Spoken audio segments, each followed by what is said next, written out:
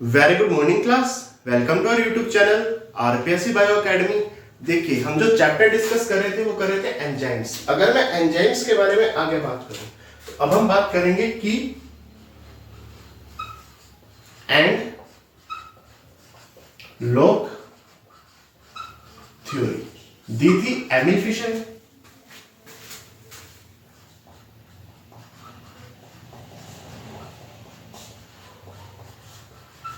किसने दी थी?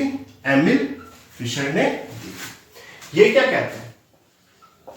स्पेसिफिक की जिस प्रकार एक स्पेसिफिक लॉक को ओपन कर सकती है,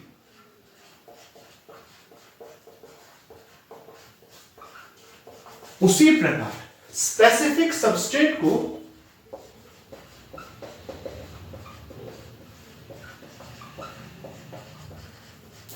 प्रोडक्ट में कन्वर्ट करने के लिए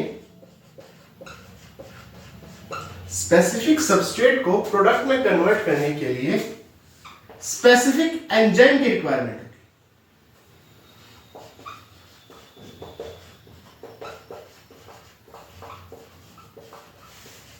जिस प्रकार एक स्पेसिफिक की एक स्पेसिफिक लॉक को ओपन कर सकती है, उसी प्रकार स्पेसिफिक सबस्ट्रेट को प्रोडक्ट में कन्वर्ट करने के लिए स्पेसिफिक एंजाइम की रिक्वायरमेंट होगी। उन्होंने बताया कि यहां पर की के रूप में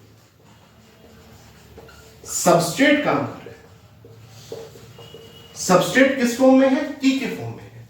ठीक है। एंजाइम यहां पर किस फॉर्म में है? लॉक के फॉर्म में।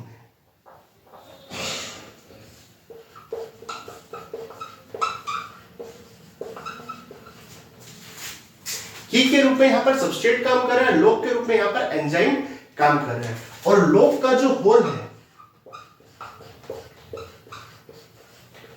वहां पर वो एंजाइम की एक्टिव साइट के रूप में काम कर रहा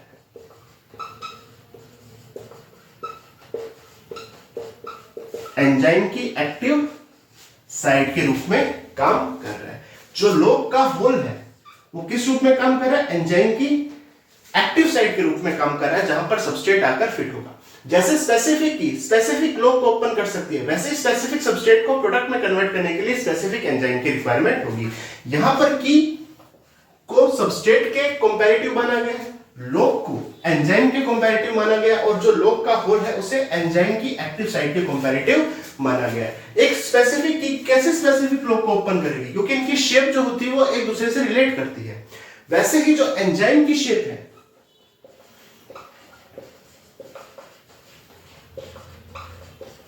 वो कोरिलेट करेगी सबस्ट्रेट की शेप से।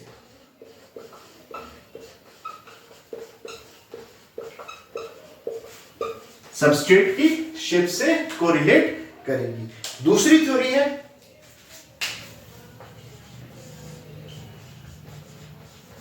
Induced fit theory. Induced fit theory दी थी कोशलैंड।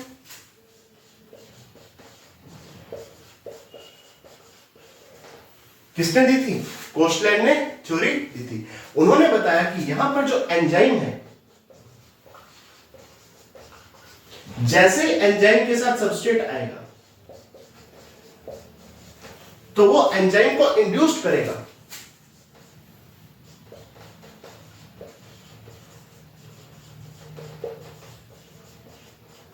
इसलिए अपनी शेप में चेंज करने के लिए, या यूं कहूं तो यहां पर एंजाइम की शेप में चेंज होगा। इंड्यूस्ड फिट थ्योरी किसने दी थी? कोशलैंड ने। क्या बताया कि जैसे ही एंजाइम सबस्ट्रेट के साथ अटैच होगा तो एंजाइम यहां पर इंड्यूस हो जाएगा, सबस्ट्रेट एंजाइम को इंड्यूस्ड करेगा।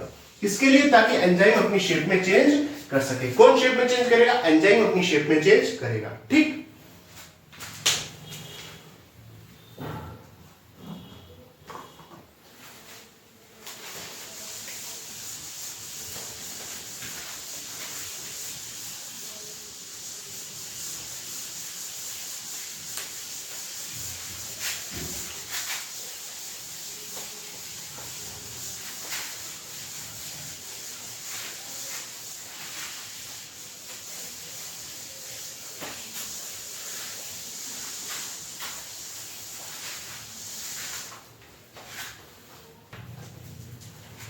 देखिए अब हम आगे बात करते हैं एंजाइम की एक्टिविटी को।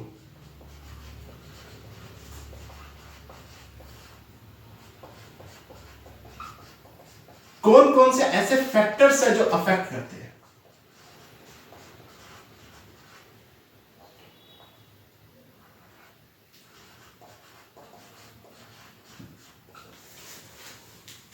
जिसमें पहला है टेम्परेचर,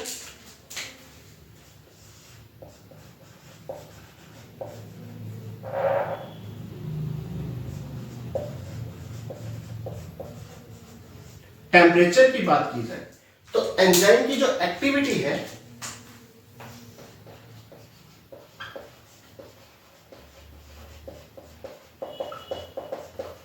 वो 20 से 30 डिग्री सेल्सियस टेम्परेचर पर सर्वाधिक होती है। एंजाइम की एक्टिविटी मैक्सिमम होगी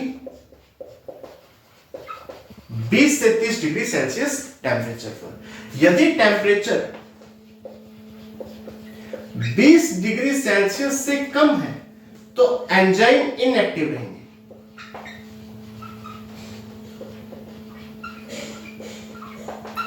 और यदि टेम्परेचर 30 डिग्री सेल्सियस से ज्यादा है तो एंजाइम डीनेचर हो जाएंगे।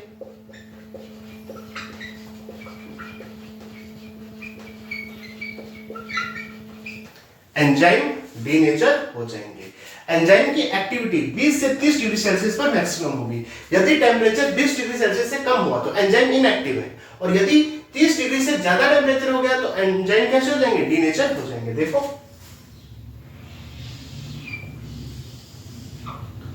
जैसे ये है रेट ऑफ रिएक्शन और ये है टेम्परेचर। ये जो एक्टिविटी आएगी कुछ इस प्रकार से, अगर 20 डिग्री सेल्सियस से कम टेम्परेचर है तो एंजाइम कैसे है, इनएक्टिव है, तो रेट ऑफ रिएक्शन कम है। रेट ऑफ रिएक्शन मैक्सिमम कब होगी, जब 20 से 30 डिग्री के बीच में टेम्परेचर होगा। 30 डिग्री से ज्यादा टेम्परेचर होते ही एंजाइम डीनेचर हो जाएंगे। एंजाइम कैसे हो जाएंगे, डीनेचर हो जाएंगे, तो एंजाइम की एक्टिविटी कम हो जाएगी। तो पहला फैक्टर आ गया टेम्परेचर। दूसरा है पीएच। पीएच की बात करूं तो एंजाइम स्पेसिफिक पीएच पर काम करते हैं।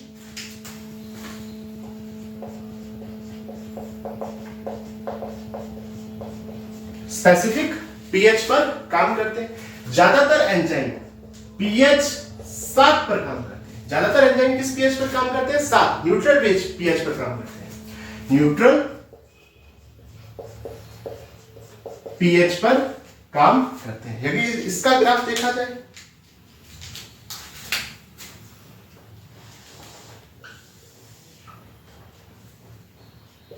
या रेट ऑफ रिएक्शन पीएच, तो ये भी ग्राफ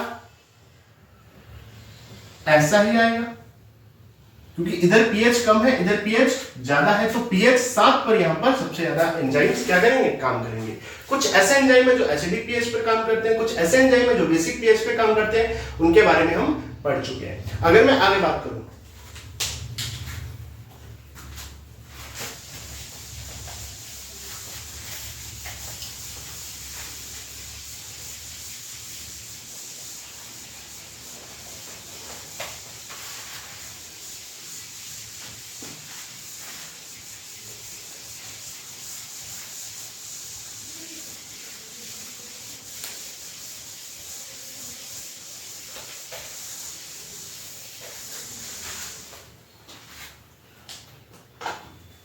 देखिए एंजाइम की एक्टिविटी को नंबर 3 पर जो फैक्टर इफेक्ट करता है वो है कॉन्सेंट्रेशन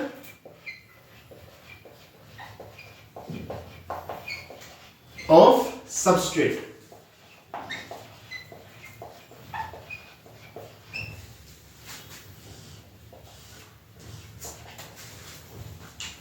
देखो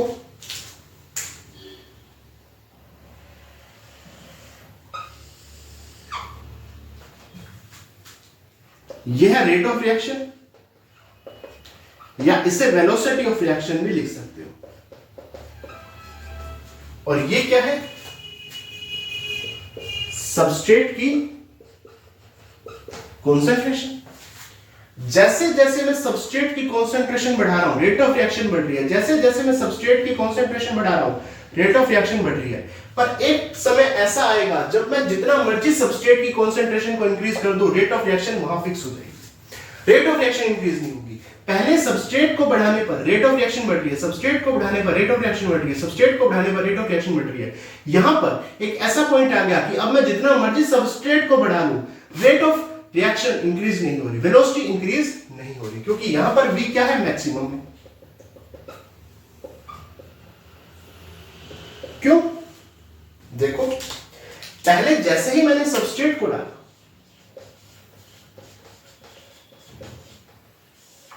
तो सबस्ट्रेट प्रोडक्ट में चेंज हो गया, क्योंकि एंजाइम है। अब जैसे जैसे मैं सबस्ट्रेट को डाल रहा हूं, वो एंजाइम के साथ प्रोडक्ट में चेंज होता जा रहा है। एंजाइम यहां पर काम कर रहा है, ठीक है। एक समय ऐसा आएगा जब एंजाइम की सभी एक्टिव साइट, एंजाइम की सभी एक्टिव साइट ऑक्यूपाइड होगी। एंजाइम की सभी एक्टिव साइट पर सबस्ट्रेट प्रेजेंट है। एंजाइम की सभी एक्टिव साइट पर सबस्ट्रेट क्या है, प्रेजेंट है। अब एंजाइम की जो एक्टिव साइट है वो ऑक्यूपाइड है। अब जितना मर्जी सबस्ट्रेट बढ़ा लो, पहले सबस्ट्रेट जो एंजाइम के पास है वो प्रोडक्ट में चेंज होगा ना, तो यहां पर जितना मर्जी आप सबस्ट्रेट बढ़ा लो, उसके बाद रेट ऑफ रिएक्शन क्या हो जाएगी, कांस्टेंट हो जाएगी। तो पहले सबस्ट्रेट को बढ़ाने पर रेट ऑफ रिएक्शन इंक्रीज होती है, परंतु एक सीमा ऐसी आती है जहां पर जितना मर्जी सबस्ट्रेट को आप बढ़ा लो, रेट ऑफ रिएक्शन क्या हो जाएगी, फिक्स हो जाएगी। यहां पर v क्या होगी, मैक्सिमम होगी, ठीक है। और एक ऐसा पॉइंट भी आएगा जहां v मैक्सिमम हाफ होगा। v मैक्सिमम क्या होगा, हाफ होगा। और जिस कॉन्सेंट्रेशन पर, सबस्ट्रेट की जिस कॉन्सेंट्रेशन पर v मैक्स हाफ होता है, उसे क्या कहते हैं, km वैल्यू। क्या कहते हैं, km वैल्यू। सबस्ट्रेट की वो कॉन्सेंट्रेशन जहां पर रेट ऑफ रिएक्शन क्या है, हाफ है, उसे km वैल्यू कहते हैं, ठीक है। और नंबर 4 पे आएगा इनहिबिटर्स।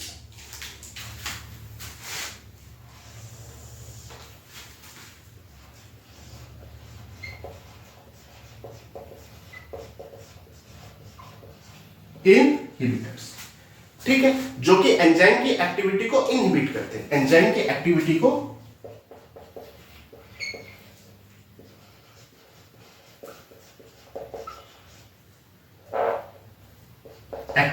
इनहिबिट करते हैं।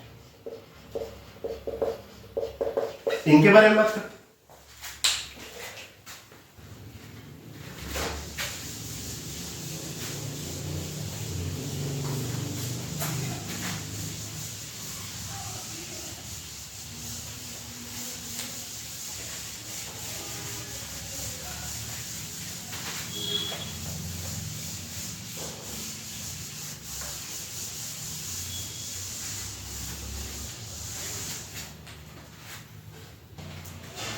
देखिए, अब बात करते हैं नंबर 4 पर,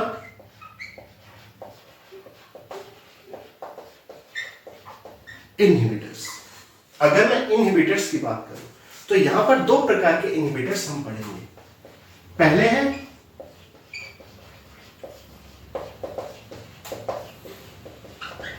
कॉम्पिटिटिव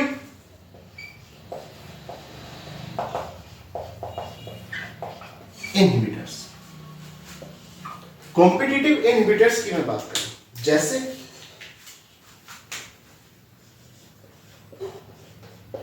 सक्सिनेट डिहाइड्रोजिनेज एंजाइम, जो कि अपनी एक्टिव साइट पर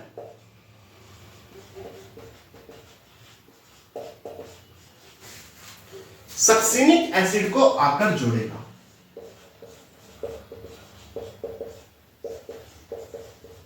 और उसे प्रोडक्ट में कन्वर्ट करेगा।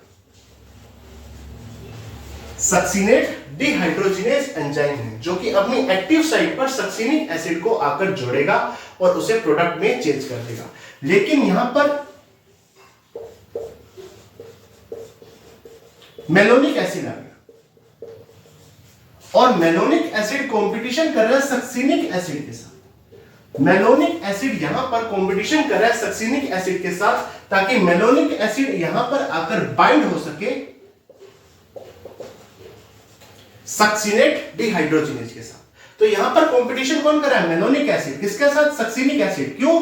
ताकि वो बाइंड हो सके सक्सिनेट डिहाइड्रोजिनेज एंजाइम के साथ और इससे प्रोडक्ट नहीं बनेगा। तो यहां पर क्या हो रहा है? कंपटीशन हो रहा है किसके बीच में? सक्सिनिक एसिड और मेलोनिक एसिड के बीच में। और ये कंपटीशन इनहिबिट कर रहा है एंजाइम की एक्टिविटी को। क्या कर रहा है? इनहिबिट कर रहा है, क्योंकि succinate dehydrogenase enzyme succinic acid को प्रोडक्ट में चेंज करेगा। अगर मेलोनिक एसिड यहां पर आके जुड़ गया तो वो प्रोडक्ट में चेंज नहीं हो पाएगा। ठीक है, तो ये क्या है? कॉम्पिटिटिव इनहिबिटर्स है। कॉम्पिटिशन हो रहा है और इनहिबिट हो रहा है। एंजाइम की एक्टिविटी क्या हो रही है? इनहिबिट हो रहा है। जैसे मान लो कोई एंजाइम है, इस एंजाइम के साथ सल्फर ड्रग आके जुड़ गई और सल्फर ड्रग को फोलिक एसिड में चेंज करना है।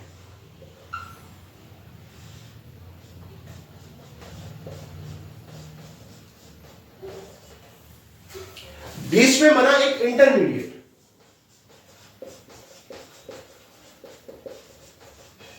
नाम है PABA.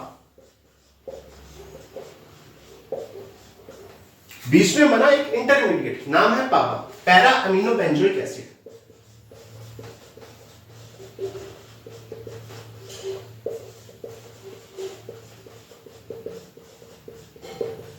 Para amino benzoic acid. ये जो पैरा अमीनो बेंजोइक एसिड है ये एंजाइम के साथ बाइंड हो रहा है, जिस कारण से जो एंजाइम है वो सल्फर ड्रग के साथ बाइंड ही नहीं हो पा रहा, तो फोलिक एसिड का फॉर्मेशन नहीं हो रहा। तो यहां पर दोनों के बीच में क्या हो रहा है? कंपटीशन हो रहा है। कैसा कंपटीशन हो रहा है? इनहिबिट कर रहा है, एंजाइम की एक्टिविटी को कम कर रहा है। तो ये हो गया कॉम्पिटिटिव इनहिबिटर्स। जैसे एंजाइम के साथ पापा अटैच हो गया। पापा है कौन? एक इंटरमीडिएट है। अगर सल्फर ड्रग से फोलिक एसिड बनाएंगे तो बीच में पापा बनेगा और वो पापा एंजाइम के साथ बाइंड हो रहा है। ठीक है, जिस कारण से फोलिक एसिड नहीं बन पा रहा।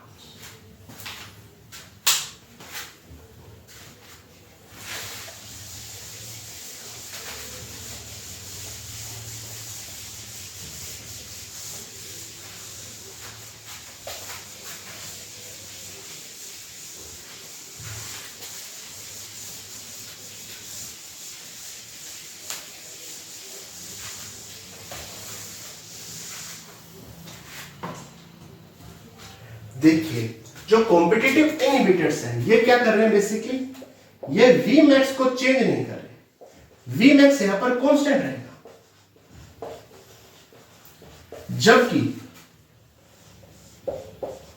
Km वैल्यू को चेंज करेंगे। जो कॉम्पिटिटिव इनहिबिटर्स है ये V मैक्सिमम, जो V मैक्सिमम होगा, जहां पर वेलोसिटी क्या होगी? सबसे मैक्सिमम होगी। जब रेट ऑफ रिएक्शन जहां पर सबसे ज्यादा होगी वो तो रहेगी कांस्टेंट, लेकिन Km वैल्यू क्या हो जाएगी? यहां पर चेंज हो जाएगी। Km वैल्यू क्या हो जाएगी? चेंज हो जाएगी।